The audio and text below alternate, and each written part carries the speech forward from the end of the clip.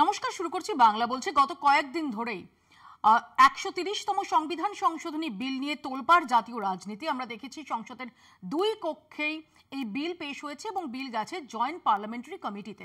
ইতিমধ্যে তৃণমূল কংগ্রেস জানিয়ে দিয়েছে যে জয়েন্ট পার্লামেন্টারি কমিটিতে তারা প্রতিনিধি রাখছেন না, কারণ তারা মনে করছেন যে এই বিল পেশ করাটা সেটা প্রহসন, এটা কোনোদিনই পাশ হবে না। আর এর মধ্যেই আমরা দেখেছি যে 3 দিন আগেই কলকাতা সফরে এসে প্রধানমন্ত্রী নরেন্দ্র মোদী তিনি এই বিলের হয়ে সওয়াল করেছেন। আর এবার কেন্দ্রীয় স্বরাষ্ট্রমন্ত্রী অমিত শাহ যার হাত দিয়ে এই বিল পেশ হয় লোকসভায়, সেই অমিত শাহ তিনি সংবাদ সংস্থা এএনআইকে দেওয়া এক সাক্ষাৎকারে এই বিল নিয়ে সওয়াল করলেন এবং তার অভিযোগ বিরোধীরা তারা জেলকেই পিএম সিএম হাউস বানাতে চাইছে। অরবিন্দ কেজরিওয়াল থেকে শুরু করে অভিষেক বন্দ্যোপাধ্যায় তার তীব্র প্রতিবাদ করেছেন। এই সব নিয়ে আমরা আলোচনা করব আজকের বাংলা বলছেতে। শুরুতে চোখ রাখবো প্রতিবেদনে।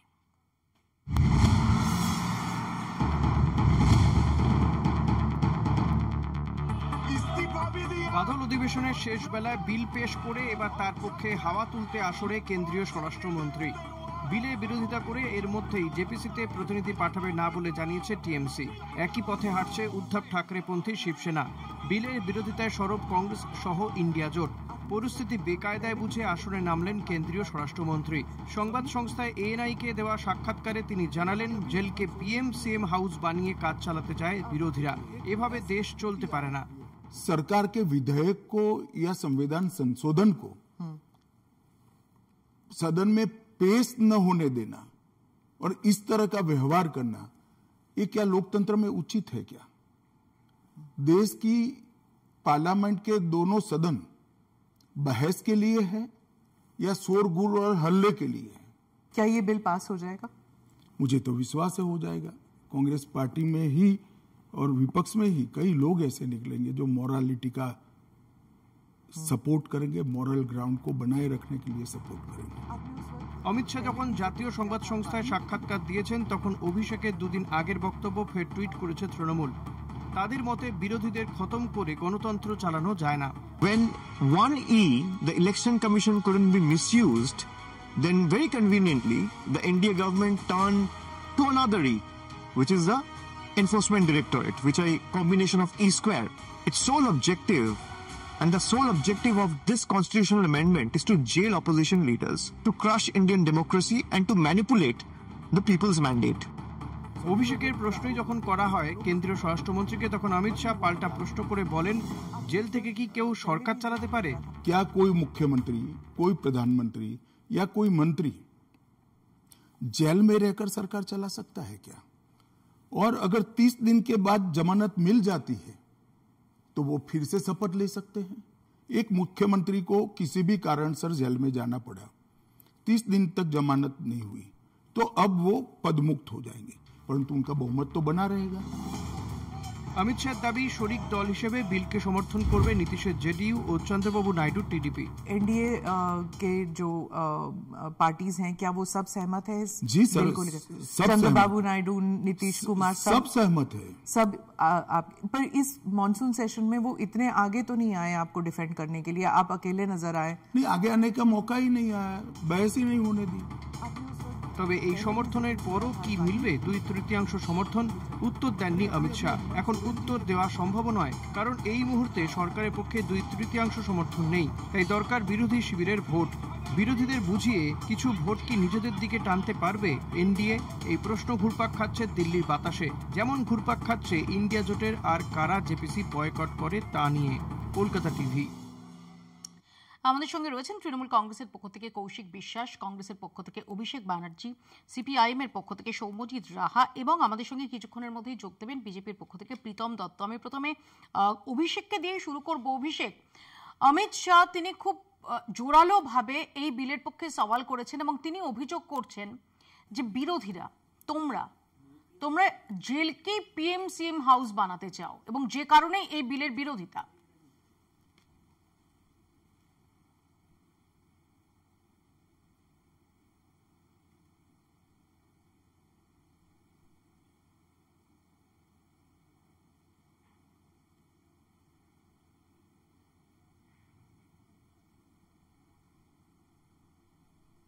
অভিষেক সম্ভবত আমার কথা শুনতে পাচ্ছে না। সম্ভবত অভিষেক আমার কথা শুনতে পাচ্ছেন। আমি কৌশিকের কাছে প্রথমে আসি। কৌশিক, অমিত শাহ যার হাত দিয়ে এই বিল টেবলড হয়েছে, সেই অমিত শাহ জোরালো সওয়াল করলেন। এর আগে আমরা প্রধানমন্ত্রীকে বলতে শুনেছি যে যেখানে সরকারি কর্মচারীরা তারা 50 ঘন্টা যদি হেফাজতে থাকেন তাহলে তাদের বিরুদ্ধে ব্যবস্থা হয়, তাহলে কেন প্রধানমন্ত্রী, মুখ্যমন্ত্রী সহ কেন্দ্র বা রাজ্য স্তরের মন্ত্রীদের এর আওতায় আনা হবে না? দেখুন, প্রথমেই বলি যে আমাদের মাননীয় মুখ্যমন্ত্রী এবং দলীয় চেয়ারপারসন মমতা বন্দ্যোপাধ্যায় যেটা বলেছিলেন যে এটা একটা সুপার এমার্জেন্সি বিল, এবং আমাদের রাষ্ট্রীয় সাধারণ সম্পাদকও একই কথা বলেছিলেন। কেন? ভারতবর্ষের জুরিসপ্রুডেন্সের ফান্ডামেন্টালটা হচ্ছে a person is innocent till such time he is proved to be guilty. কিন্তু এই পিএমএল এর মতো যে অ্যাক্ট রয়েছে সেখানে এর অ্যাবরেশন রয়েছে, এর ব্যতিক্রম রয়েছে। কিন্তু এই ক্ষেত্রে যেটা দেখা যাচ্ছে যে আপনাকে কেবলমাত্র একটা সন্দেহের বশে বা যে কোনো ঝুটপুট কারণে যদি গ্রেফতার করে 30 দিন রেখে দেওয়া যেতে পারে, ফলে জনগণের ম্যান্ডেটটাকে সম্পূর্ণরূপে উল্টে দিয়ে তাকে রিজাইন করতে বাধ্য করা হবে বা তার পদটা চলে যাবে। কারা এই ইনভেস্টিগেশনটা করবে? ইডি এবং সিবিআই। ইডি গত 1 দশকে 6000 মামলা নিয়েছে, যার মধ্যে মাত্র 8টাতে তারা কনভিক্ট করতে পেরেছে। মানে ইডির কনভিকশন রেট হচ্ছে 0.13%। যে সংস্থার কনভিকশন রেট 0.13%, তারা ডিসাইড করে দেবে যে কেউ কোনো দোষে দোষী কিনা। এবং আবার যদি আপনারা বিলটাকে ভালোভাবে পর্যবেক্ষণ করে দেখেন, এরকম 2000 রুলস সেখানে রয়েছে যেটার মধ্যে দিয়ে একজনকে 5 বছরের পর্যন্ত শাস্তি দেওয়া যেতে পারে। আমাদের মূল বক্তব্য হচ্ছে যে দোষী প্রমাণিত না হওয়া পর্যন্ত কেবলমাত্র তদন্ত চালানোর নাম করে একজনকে গ্রেপ্তার করে জনগণের দ্বারা নির্বাচিত কাউকে সরানো যাবে না। এটা একটা অত্যন্ত কালাকানুন। এটা ভারতবর্ষের গণতন্ত্র এবং যুক্তরাষ্ট্রীয় কাঠামোর পক্ষে ভয়ঙ্কর বিপজ্জনক। 20 শতাব্দীর শুরুতে হিটলারের ফ্যাসিস্ট কায়দার এই ধরনের বিল আসতো গণতান্ত্রিকভাবে বিরোধীদের শেষ করার জন্য। সেম জিনিসটা কিন্তু আমরা ভারতবর্ষে দেখতে পাচ্ছি। যখন বিজেপি, ভারতীয় জনতা পার্টি বুঝতে পারছে যে স্পেশাল ইন্টেন্সিভ রিভিশনের দ্বারাও ভোট চুরি করেও তারা নির্বাচনে জিততে পারছে না, তখন তারা দেখছে তাদের হাতের অন্য আরেকটি অস্ত্র ইডিকে কাজে লাগিয়ে আপামর বিরোধী নেতা নেত্রীদের জেলে ঢোকাও। কিন্তু তারা জানে না যে ভারতবর্ষের গণতন্ত্র অত্যন্ত সুদৃঢ়, যার জন্য বিজেপি এবার মাত্র 240টা আসন পেয়েছেন। এবং এটা কত বড় একটা হাস্যকর পরিস্থিতি আপনারা বুঝে দেখুন। এটা 130তম সংবিধান সংশোধনী। আমি আসবো, ইতিমধ্যে প্রীতম আমাদের সঙ্গে এসে যোগ দিয়েছেন। আমি অভিষেকের কাছে যাব। অভিষেক, তোমার কাছে যেটা জানার চেষ্টা করছিলাম যে অমিত শাহ তিনি অভিযোগ করছেন যে জেলকে বিরোধীরা পিএম সিএম হাউস বানানোর চেষ্টা করছো।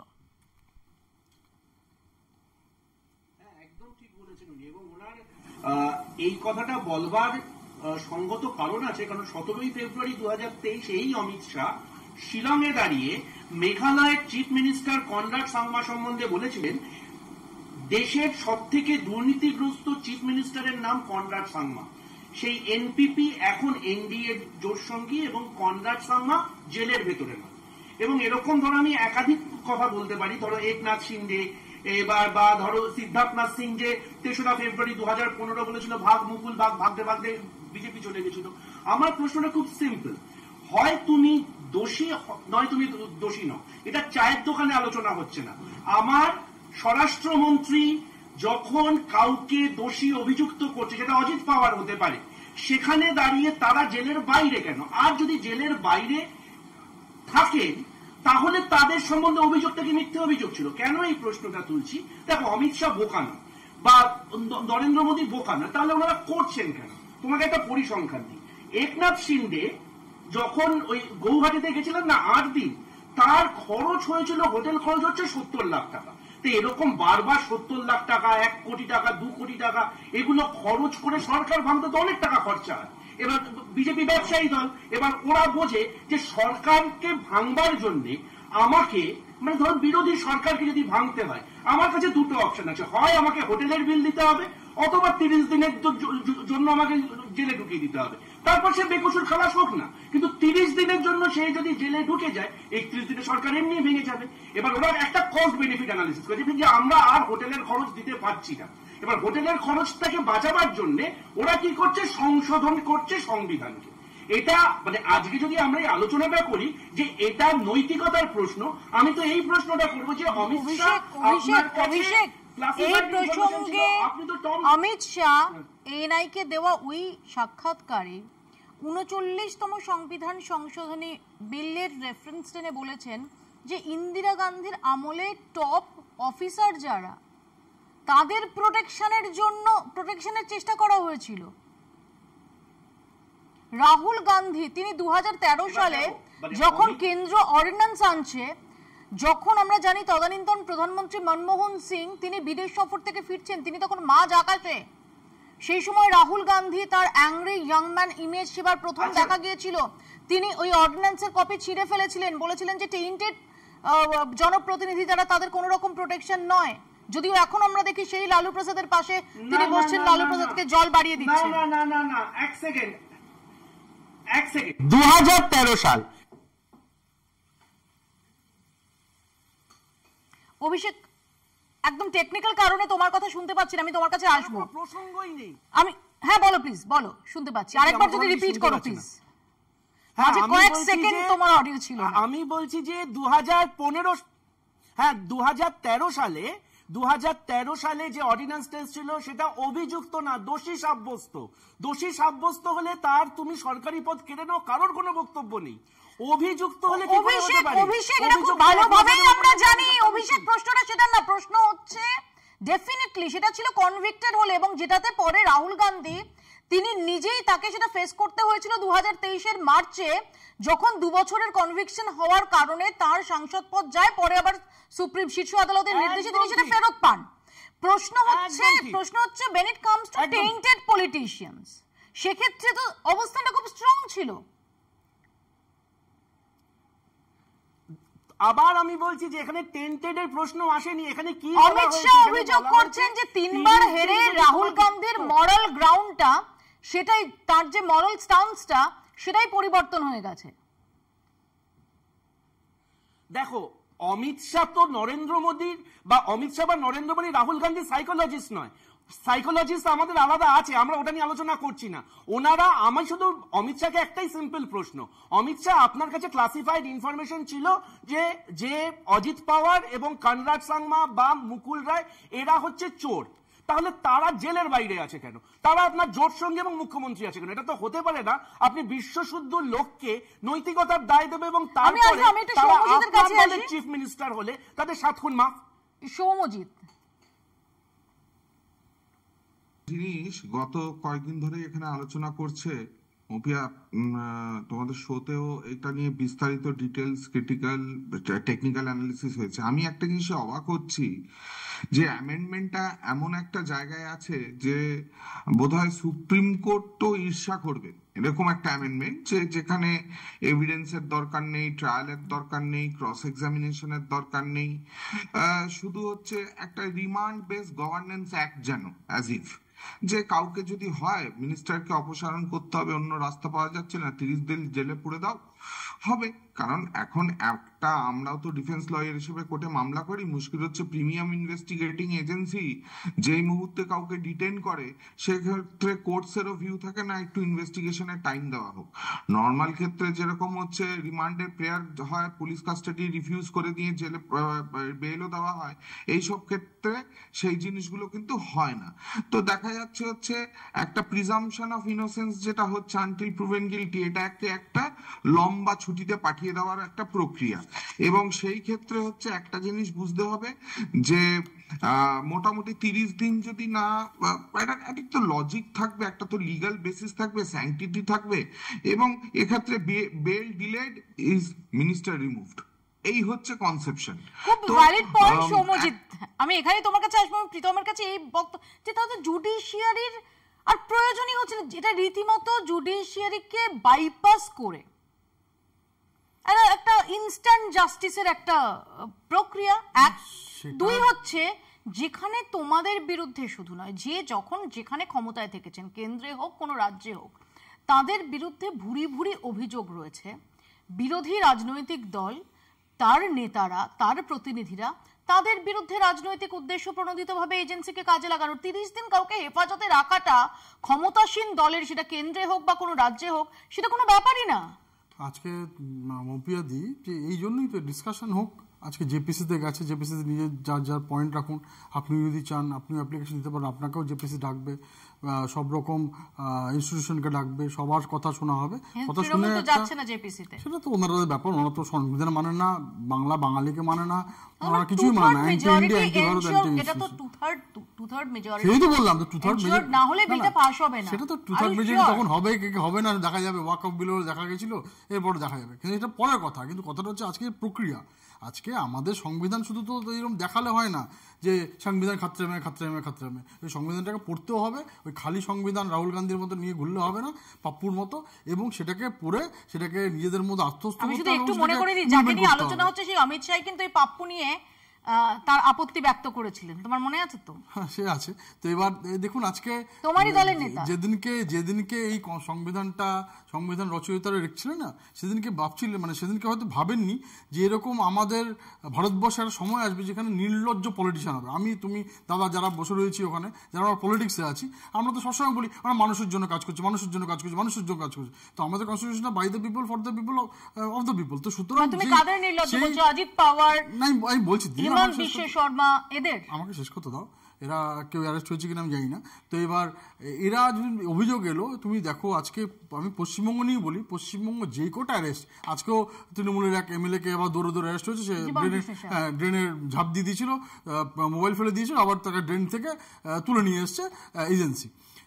প্রত্যেকটা তদন্ত ম্যাক্সিমাম ধরুন সেই ইউপিএ আমল থেকে শুরু করে আপনার এখনো ম্যাক্সিমাম হচ্ছে কোর্টের নির্দেশে। তো কোর্টের নির্দেশে হচ্ছে পিএল এর এগেইনস্টে তার হচ্ছে, এবং তারপরে গিয়ে অ্যারেস্ট হচ্ছে, এবং তারপরে সে জেলে যাচ্ছে, সে কেজরিওয়াল থেকে শুরু সব। কিন্তু ভাবুন আজকে আমাদের গণতন্ত্রের কি অবস্থা, যে পিএম সিএম যেই হবে সে জেলে বসে ভার্ডিক্ট করবে। এই অমিত শাহর এই বক্তব্য, সেই পোস্টটাকে তিনি কোট টুইট করেছেন, তার এক্স হ্যান্ডেল তিনি পোস্ট করেছেন। আমি দেখাবো একটা ছোট্ট বিরতি, তার আগে নেব, বিরতির পর ফিরে আসছি। দেখতে থাকুন বাংলা বলছে। ফিরে এলাম বিরতির পর, আপনারা দেখছেন বাংলা বলছে। যেটা বলছিলাম যে অরবিন্দ কেজরিওয়াল তিনি প্রশ্ন তুলেছেন যে যাদের রাজনৈতিক উদ্দেশ্য প্রণোদিতভাবে বিনা দোষে যাদের জেলে পাঠানো হচ্ছে, তারা যখন পরে দোষ মুক্ত প্রমাণিত হবে, তখন কি তাদের যারা জেলে পাঠিয়েছিল তাদের বিরুদ্ধে ব্যবস্থা নেওয়া হবে? আমরা কয়েকদিন আগে অভিষেক বন্দ্যোপাধ্যায়কেও বলতে শুনেছি, অমিত শাহকে তিনি খোলা চ্যালেঞ্জ ছুড়েছেন এবং বলেছেন যে 30 দিন কেন, এটাকে 15 দিন করা হোক, যে 15 দিন হেফাজতে থাকলেই মন্ত্রীপদ যাবে। কিন্তু সেখানে আরেকটা প্রভিশন থাকুক যে যদি তার মধ্যে দোষ প্রমাণিত না হয়, তাহলে যে অফিসার, যে ইনভেস্টিগেটিং অফিসাররা, তারা ডাবল জেল খাটবে। এই সমস্ত বিতর্কের মধ্যেই আমি যে প্রশ্নটা প্রীতমকে করছিলাম, আমি আরো একবার ফিরবো যে প্রীতম, প্রশ্নটা হচ্ছে যে জুডিশিয়ারির যে প্রয়োজনটা, জুডিশিয়ারি তো একটা পিলার আমাদের ডেমোক্রেসির, সে জুডিশিয়ারি তো এখানে কোথাও তার কোনো ভূমিকা থাকছে না। কেন মবিয়াদি, যখন আজকে ধরুন কোনো একটা এফআইআর হলো, এফআইআর করার জন্য আমরা দেখেছি যে আমরা কোর্টের মাধ্যমে অনেক এফআইআর আমরাই করছি এখন, যেহেতু এখানে পুলিশ আমাদের হেল্প করে না। লাস্ট 10 বছরে আমি একটু বলি একটা পরিসংখ্যান দিয়ে, লাস্ট 10 বছরে অন্তত 23 জন বিরোধী নেতা যাদের বিরুদ্ধে কেন্দ্রীয় এজেন্সি তারা তদন্ত শুরু করেছিল, কিন্তু তারপর যখন তারা বিজেপি শিবিরে গিয়ে যোগ দিয়েছেন, তখন তারা একটা সামান্য আর পাননি। দেখুন, মানে law it's taking its own course. এখানে দেখুন আমরা আমাদের যে ম্যাক্সিমাম যেগুলো বিরোধী আপনার, মানে বিরোধীদের ক্ষেত্রে আইনের একরকম পথে চলে না, একদম ল। আর যদি যে ওয়াশিং মেশিনে আসে তখন অন্য হয়ে যায়, ভিন্ন হয়ে যায়। সে তো মমতা ব্যানার্জিকে জিজ্ঞেস করুন না, যে মানুষ ভূঁইয়ার ক্ষেত্রে সেম জিনিস হয়েছিল। প্রশ্নটা তো এটাই, প্রশ্নটা এটাই প্রীতম, যে যেখানে ক্ষমতায় তার তো একটা প্রবণতা থাকে, এটা অস্বীকার করার কোনো জায়গা নেই কোনো দলের, যে তাদের একটা প্রবণতা থাকে এই এজেন্সিকে, স্টেট হোক বা সেন্ট্রাল এজেন্সি হোক, তাকে ব্যবহার করার বা মিসইউজ করার। সেই জন্যই বলেছি, সেই জন্যই প্রধানমন্ত্রী নিজে বলছে যে আমারও যদি কেউ এফআইআর করে, পিআইআর করে, আমার কাছে কেউ এভিডেন্স দিয়ে কোর্টে যায় এবং আমাকে যদি অ্যারেস্ট করে আমিও অভিষেক অমিত শাহ যেটা বলেছেন যে প্রাইম মিনিস্টার ইনসিস্ট করেছেন, যেটা প্রীতম বলছে, অমিত শাহ ওই সাক্ষাৎকারে এটা বলেছেন যে প্রাইম মিনিস্টার নিজে ইনসিস্ট করেছেন তার অফিসকেও এই বিলের আওতায় রাখার। তারপরও ইন্টেন্ট নিয়ে তোমরা প্রশ্ন তুলবে। মৌপিয়া, দেখো মৌপিয়া, তুমি যদি জানো যে তুমি পরীক্ষা দেবে, তুমি ইনভিজিলেটর, তুমি চেক করবে, তুমি তো জানো তুমি ফার্স্ট হবে, ওইটা নিয়ে আলোচনা করে লাভ নেই। আমি তোমাকে কতগুলো ঘটনা বলি।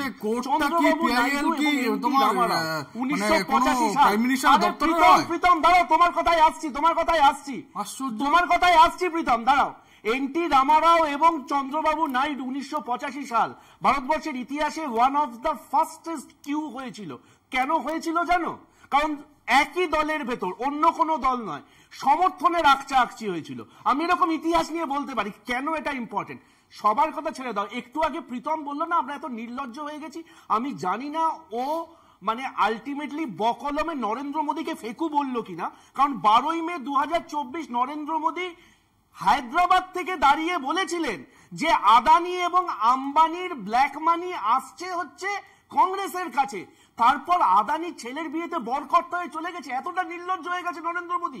আমি অবশ্যই প্রীতমকে কন্ডেম করছি। তুমি নরেন্দ্র মোদীকে সবার সামনে নির্লজ্জ কেন বলবে? এবার আসা দেখো যে একটু আগে নৈতিকতার কথা হচ্ছিল না, আমি তোমাকে একটা পরিসংখ্যান দিই। আজকে জীবন কৃষ্ণ সাহা, আজকে যদি ইডির মানে আজকে তো ওকে ইডি তাড়া করে কাদায় ফেলেছে, অ্যাবসলিউটলি ঠিক করেছে, কিন্তু আজকে যদি জীবন কৃষ্ণ সাহা বিজেপি জয়েন করতো, এখানে এসে প্রীতম বলতো law will take its own course, ঠিক যেরকম অজিত পাওয়ারের ক্ষেত্রে হয়েছে। আচ্ছা আমাকে একটা কথা বলো। আমি তো অভিষেক তোমার প্রশ্নটা আমি নিয়ে যাচ্ছি, খুব ইন্টারেস্টিং প্রশ্ন। প্রীতম এটা সহজ করে বলো তো, জীবন কৃষ্ণ সাহা যদি বিজেপিতে জয়েন করতেন তাহলে সত্যি তাকে ফোন ছোড়াছুড়ি, পাঁচিলে ওঠা, কাদায় গড়াগড়ি এগুলো করতে হতো? মপিয়াদি, আমি তোমার উদাহরণ দিয়ে বলি যে মুকুল রায় বিজেপিতে আসার পরেও, যতদিন বিজেপিতে ছিলেন তখনও কিন্তু একবার সম্ভবত উনি সিবিআইকে ফেস করেছেন সেকেন্ড টাইম। তো একবার প্রথমে আসার আগে ছিল, তারপরেও ছিল। তো সেরকম ব্যাপারটা নয়, এরকম বিজেপিতে জয়েন করার পরেও ল ইটস ওন কোর্স যেটা বললাম, যেভাবে মানে বলা হচ্ছে সেই হিসেবে তার কাজগুলো হচ্ছে। কিন্তু মুশকিলটা হচ্ছে যারা আসলে নিজেদের এই যে বললাম না, কনস্টিটিউশন তো দেখালো হয় না, ওটাকে ধারণ করতে হয়, বহন করতে হয় এবং সেটাকে ইমপ্লিমেন্ট করতে হয়। সুতরাং শুধু বললে হয় না, কনস্টিটিউশনে যে রকম প্রভিশন আছে, কোর্ট যেভাবে বলছে সেভাবে করে করছে। আজকে ওনাদের কাছে কোনো এভিডেন্স থাকলে কোর্টে যাবেন না। রাহুল গান্ধী যে কথা বলছে তার বেটা এবং মা দুজনই কোথায় আছে? বেলে আছে। সেরকম মানে কোম্পানির ওই পাপ্পুর দলের একজন কথা বলছে, তাহলে মানতে হবে যিনি নিজেরই মানে আমাদের ভারতবর্ষের সংবিধান যাকে প্রাইম মিনিস্টার করেছিল, সেই প্রাইম মিনিস্টার অর্ডিন্যান্স ছেড়ে ফেলে দিয়েছিলেন। এর থেকে নির্লজ্জ গণতন্ত্রের মানে হত্যা একমাত্র এই কংগ্রেস দলটি বারবার করেছে। আজকে যখন বলছে আমরা বিশ্বাস করি আমরা গণতন্ত্রকে, গণতন্ত্র জেল থেকে চলতে পারে না। প্রীতম এক সেকেন্ড, কৌশিকের কাছে আসি যে জয়েন্ট পার্লামেন্টারি কমিটিতে তৃণমূল কংগ্রেস থাকছে না, তাদের প্রতিনিধি পাঠাচ্ছে না। অফিসিয়াল বিবৃতি দিয়ে জানিয়ে দিয়েছে যে তারা মনে করছে যে এটা ফার্স। তার আগে অভিষেক বন্দ্যোপাধ্যায় বলেছেন যে তিনি মনে করেন যে 100 বছরেও, তিনি হলফ করে বলতে পারেন যে 100 বছরেও এই বিল পাস হবে না। দেখুন, প্রথম কথা হচ্ছে যে আমরা আমাদের প্রোটেস্টে এই বিলের বিরুদ্ধে প্রথম দিন থেকেই করেছি এবং আমরা যখন 100% নিশ্চিত যে পাশে যদি না হয়, যদি এত নিশ্চিত থাকেন তাহলে লোকসভার ওয়েলে নেমে এত বিক্ষোভ দেখানোর দরকার কি ছিল? কারণটা হচ্ছে লোকসভার ওয়েলে নেমে এই কারণে বিক্ষোভ দেখানোর দরকার ছিল যে সারা দেশের প্রতি এই বার্তাটা দেওয়া যে একটা পরিসংখ্যান আপনাদের বলছি, বিজেপির 94 জন এমপির বিরুদ্ধে ফৌজদারি মামলা চলছে, তার মধ্যে 63 জনের বিরুদ্ধে গুরুতর ফৌজদারি মামলা। বিজেপির মন্ত্রিসভার, কেন্দ্রীয় মন্ত্রিসভার 28 জন মন্ত্রীর বিরুদ্ধে ফৌজদারি মামলা। কি কি? খুনের চেষ্টা, নারী নির্যাতন, এই রকম ভয়ঙ্কর 28 জন মন্ত্রীর বিজেপির বিরুদ্ধে যাদের অভিযোগ আছে সেই বিজেপি নৈতিকতার ধার ধারিয়ে যদি এইরকম একটা বিল আনে, আসল ব্যাপারটা তা না। আমাকে 10 সেকেন্ড বলতে দিন। ব্যাপারটা হচ্ছে বিজেপি জানে স্পেশাল ইন্টেনসিভ রিভিশনের ব্যাপারটা ব্যর্থ হয়েছে। পাকিস্তানকে যোগ্য জবাব দেওয়ার জন্য সারা ভারতবর্ষ বিজেপির সরকারের পাশে দাঁড়িয়েছিল, তাও পাক অধিকৃত কাশ্মীর দখল করতে পারেনি। ডোনাল্ড ট্রাম্পের চাপে যুদ্ধ বন্ধ করতে হয়েছে। এই সব জায়গা থেকে চোখটা মানুষের দৃষ্টি ঘোরানোর জন্য এইরকম একটা বিল নিয়ে আসছে। সৌম্যজিৎ, জয়েন্ট পার্লামেন্টারি কমিটিতে তৃণমূল কংগ্রেস তাদের রিপ্রেজেন্টেটিভ দিচ্ছেন না। কি মনে হয় যে বাকি যে ইন্ডিয়া জোট ভুক্ত যে শরিকরা, যে অন্য যে শরিকরা, তাদের দেওয়া উচিত কি উচিত না, কি মনে করো? একটা জিনিস বুঝতে হবে যে রাজনৈতিক ভাবে যে যা সিদ্ধান্ত নিয়েছেন, কিন্তু আমার বক্তব্য হচ্ছে যে যার বক্তব্য অবশ্যই প্লেস করা উচিত, কিন্তু সেই বক্তব্য আমরা বিগত দিনেও দেখেছি, আমি গত তোমাদের যে প্রোগ্রামে সেখানেও বলেছি, আলটিমেটলি কি আদেও এই বক্তব্যটা প্লেস হওয়ার এই জেপিসিতে যৌক্তিকতা আছে?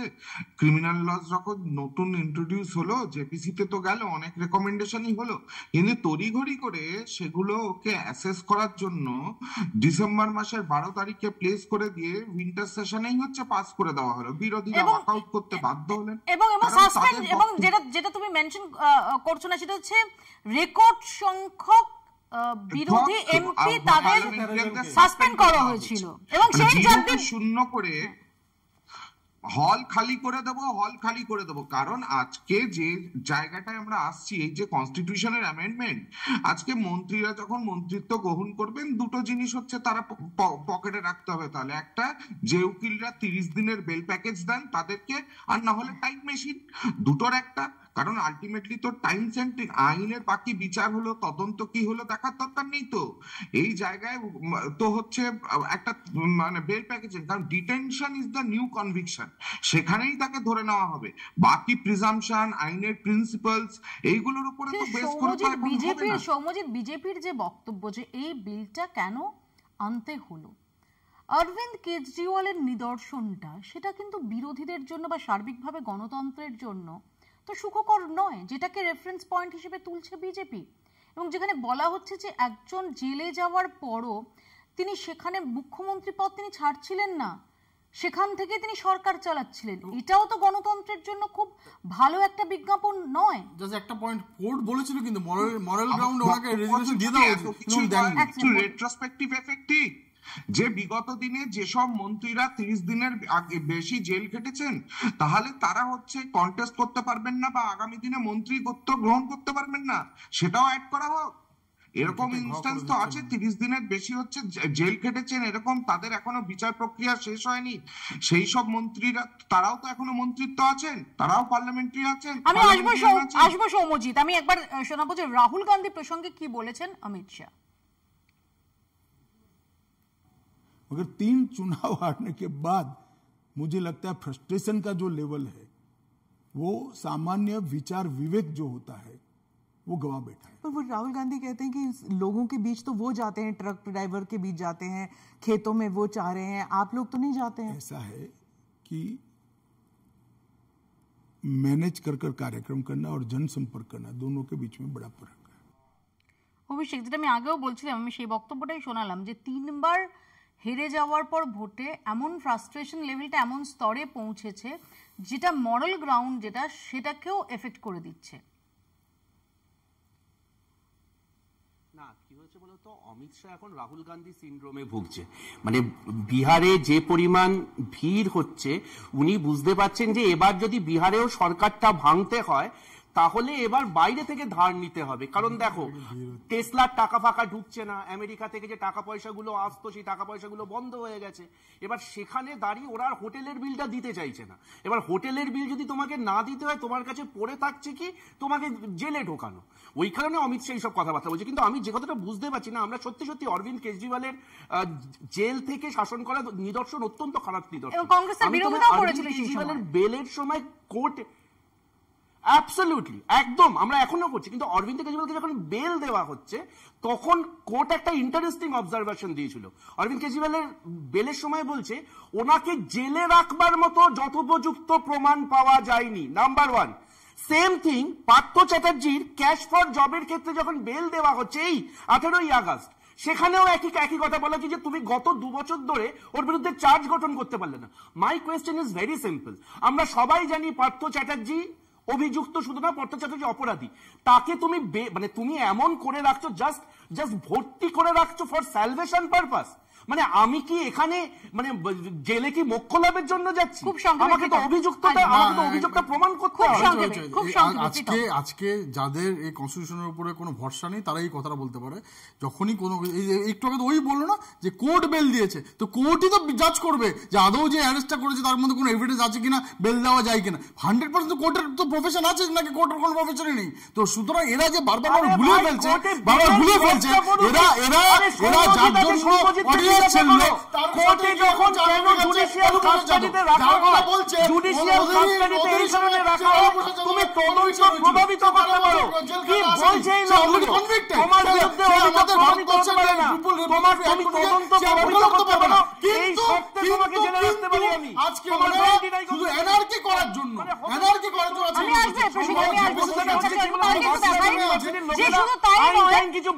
সাক্ষাৎকারে অমিত শাহ তিনি ইন্ডিয়া জোটের যে উপরাষ্ট্রপতি পদপ্রার্থী তার বিরুদ্ধে আক্রমণ শানিয়েছেন এই বলে যে সালওয়া জুলুমকে অবৈধ আখ্যা দিয়ে তার যে রায়, সেটা মাওবাদীদের বিরুদ্ধে যে লড়াই সেটাকে থমকে দিয়েছিল।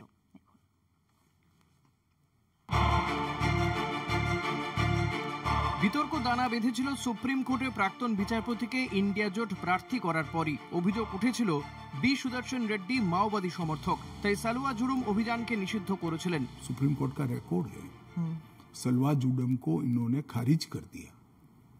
आदिवासियों का आत्मरक्षा का जो अधिकार था उसको उन्होंने समाप्त कर दिया। इसके कारण इस देश में नक्सलवाद 2 दशक ज्यादा चला है। उस वक्त नक्सलवाद अंतिम सांसें गिन रहा था, क्योंकि जो आदिवासी थे, जो बच्चों को पढ़ाना चाहते थे, जिनके यहाँ रोड नहीं पहुंचता था, इससे परेशान थे, जिनके यहाँ स्वास्थ्य सेवाएं नहीं थी, वो परेशान थे। उन्होंने खुद की रक्षा के लिए सलवा जुलम बनाया था। इसको सुप्रीम कोर्ट ने खारिज कर दिया। इसका जवाब श्री सुदर्शन रेड्डी से ज्यादा राहुल गांधी ने देना चाहिए कि उन्होंने क्यों पिक किया। जी, मैं तो मानता हूं यही क्राइटेरिया रहा होगा, नक्सल को सपोर्ट करने के लिए। नहीं, वामपंथी विचारधारा। অমিত শাহর এহেন মন্তব্যকে দুর্ভাগ্যজনক বলে জানিয়েছেন সুপ্রিম কোর্টের একদল অবসরপ্রাপ্ত বিচারপতি। তাদের মতে সাংবিধানিক উচ্চ পদে থেকে সালওয়া জুলুম নিয়ে রায়কে সমালোচনা করা ঠিক নয়, এর প্রভাব পড়ে বিচার ব্যবস্থায়। এই পরিস্থিতিতে সামনে এসেছে আরও এক বিতর্ক। প্রাক্তন উপরাষ্ট্রপতি কি চাপের মুখে পদ ছাড়তে বাধ্য হয়েছেন? ধনকরকে নিয়ে প্রশ্নের কৌশলী উত্তর দিয়েছেন অমিত শাহ। सच और झूठ की व्याख्या आपने शायद विपक्ष क्या कहता है इसको बना ली। पर काफी सारे बैकग्राउंड इंफॉर्मेशन तो बाहर निकल रहा था ना कि वो कुछ ट्राई कर रहे थे। ये भी बात निकल रही है कि शायद कू कर रहे थे। कौन? धनकर जी। नहीं, ऐसी कोई बात नहीं है जी। इसमें बात का बतंकर नहीं बनाना चाहिए। धनखड़ जी संवैधानिक पद पर बैठे, अपने कार्यकाल में उन्होंने संविधान के हिसाब से अच्छा काम किया जी। इनकी निजी स्वास्थ्य की समस्या के कारण इन्होंने इस्तीफा दिया है। हाँ। इसको ज्यादा खींच कर कुछ ढूंढने का प्रयास नहीं करना। শাহী মন্তব্য আর তার পাল্টা বিরোধীদের অবস্থান নিয়ে উপরাষ্ট্রপতি পদে নির্বাচনও যে নজর টানবে তা বলাই বাহুল্য। কলকাতা টিভি।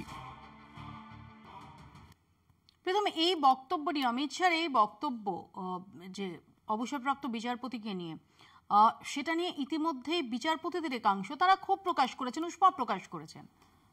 না দেখুন অমিত শাহজি, এটা সত্যি কথা। দেখুন একটা যখন নকশালবাদ যেটা ভারতবর্ষকে কুড়ে কুড়ে খাচ্ছিল, আমাদের পশ্চিমবঙ্গ সেটা আমরা দেখেছি যে একটা কি সাংঘাতিক পরিস্থিতি ছিল, তখন একটা ভার্ডিক্ট এসছে, সেটা নিয়ে কাউ কোনো সমালোচনা করছে। আর আমাদের তো ফ্রিডম অফ এক্সপ্রেশন আছে, ফ্রিডম অফ স্পিচ আছে, সেই জন্যই সবার মন্তব্য নিয়েও তো আমরা অনেক কিছু আলোচনা করি। তাহলে সব কিছুকে সুপ্রিম কোর্টে অবমাননা করা হয়? It's not like that. আমরা অনেক কিছু নিয়ে তোমার স্টুডিওতে বসে অনেক কিছু আলোচনা করতেই পারি, আর সেটাই তো ভারতবর্ষ, সেটাই তো ভারতবর্ষের গণতন্ত্রের ফেব্রিক, যে আমরা আলোচনা করতে পারি, বলতে পারি যেটা ঠিক ছিল কি ছিল না, এটা নিয়ে কথাবার্তা হতে পারে, ডিবেট হতে পারে। কিন্তু একবার বলেনি যে সুপ্রিম কোর্টের জাজমেন্ট আমি মানি না। তো এই তো ডিফারেন্স। যেটা বলা হচ্ছে এখানকার মুখ্যমন্ত্রী আমি সুপ্রিম কোর্ট মানি না, আমি জাজমেন্ট মানি না, মনে আছে এরকম অনেকগুলো ইনস্টেন্স আছে। তো সুতরাং ডিফারেন্স বিটুইন ডেমোক্রেসিকে বিলিভ করা, ডেমোক্রেসিকে কন্টিনিউ করা, আর একটা উল্টো পাল্টা মন্তব্য করার মধ্যে ডিফারেন্স আছে। দেখুন আমাদের এখানে দুটো খুব কুইক পয়েন্ট আছে। এক নম্বর হচ্ছে অমিত শাহজি একটু দয়া করে বলে দিন যে উনি এই 2/3 সংখ্যাটা কোথা থেকে আনবেন, কোথা থেকে আনবেন, কোন কোন দল, আপনাকে সাংসদদের নাম করতে হবে না, কোন কোন দল ওনাকে সমর্থন করবেন, এইটা উনি 1 নম্বর বলুন। 2 নম্বর হচ্ছে 1 মিনিট, 2 নম্বর হচ্ছে আপনারা কি ভয়ে আছেন? না না বলুন না, উনি তো বলছেন যে উনি নিশ্চিত ওনারা যেটা পাস হবে, তাহলে ওনারা বলুন। 2 নম্বর হচ্ছে এই বিলে এই প্রভিশনটা কেন রাখা হলো না যে 30 দিনের মধ্যেই ট্রায়াল কমপ্লিট করতে হবে, বিচার কমপ্লিট করতে হবে, ভার্ডিক্ট শুনিয়ে দিতে হবে। যদি এই ক্লজ গুলো রাখা হতো তাহলে তবুও সেটার একটা কারণ হতো। 3 নম্বর আমাদের বিচার ব্যবস্থা যাই হোক জেপিসি থেকে বলতে পারতেন, আপনারা লিখিত দিতে পারতেন, আলোচনা করতে পারতেন, সেগুলো করছেন না, না করে এনার্জি করছেন, না করে এনার্জি করছেন, ভারতবর্ষ গণতন্ত্র, ভারতবর্ষ পার্লামেন্টকে মানেন না, না করে এগুলো করেছেন, এখানে বসে স্টুডিওতে বসে কথা হচ্ছে, এই কথাই তো আপনি জেপিসিতে বলতে পারেন, এই কথাই তো পার্লামেন্ট ডিসকাশনে বলতে পারেন, কেন বলছেন না মোদিজি? তাহলে প্রশ্ন করুন, কেন বলছেন না? কারণটা কি? কারণটা কি? কারণটা কি? তার কারণ হচ্ছে ভয় পেয়েছে, ভয় পেয়েছে, বাড়ি যা, ভয় পেয়েছে, বাড়ি যা। ওনারা এই কাজটা করছে না, তো ভয় পেয়েছে। সেপ্টেম্বর নরেন্দ্র মোদী 75 পেয়েছে সেইখান থেকে। সৌম্যজিৎ,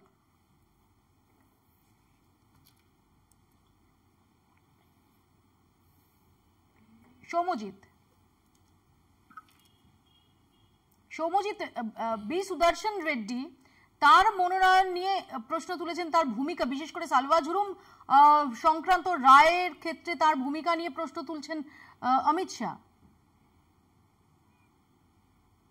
জিনিস বুঝতে হবে যে যারা মানে আমরা সবসময় একটা বিচার ব্যবস্থার ক্ষেত্রে বলি যে অপরপক্ষ উইথ ক্লিন হ্যান্ডস এসছে কিনা, এই প্রশ্নটা বারবার তুলে ধরছ, সেটা জাস্টিফাই যে যে প্রশ্নটা তুলছেন বা যারা প্রশ্নটা তুলছেন তারা উইথ ক্লিন হ্যান্ডস আসেন, তো সেই ক্লিন হ্যান্ডস নিয়ে তবে একটা যে কোনো সুপ্রিম কোর্টের রায় বা ভার্ডিক্ট বা যে কোনো কিছু সমালোচনা করার জন্য না একটু লিগাল বেসিস বা লিগালি কিছু অ্যানালাইজ করা দরকার আছে।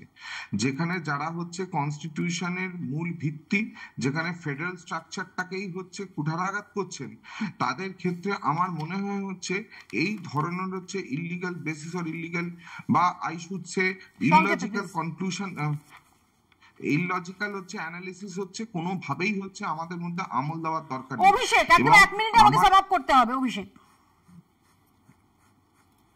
আচ্ছা, আমরা যখন এই পশ্চিমবঙ্গে দেখতাম যে অভিজিৎ গাঙ্গুলি বা অমৃতা সিনহা রায় যখন সরকার বিরোধী রায় দিত এবং সরকারি মুখপাত্ররা যখন সেই রায়ের সমালোচনা করত, আমরা তার সমালোচনা করেছি যে জুডিশিয়ারিকে এর মানে রাজনীতির বাইরে রাখা উচিত। যখন আমরা দেখেছি জাজেদের বাড়িতে বাইরে ব্ল্যাক পোস্টার দেওয়া হচ্ছে, তখন তার সমালোচনা আমরা সবাই করেছি। আজকে অমিত শাহ স্বরাষ্ট্রমন্ত্রী, Amit Shah is not Tom Dick Harry, তিনি আজকে বলছেন যে একটা রায় যেটা সুপ্রিম কোর্ট দিয়েছে 2013 সালে সেটা সংবিধান বিরোধী রায়, মানে আমার পক্ষে রায় নয় বলে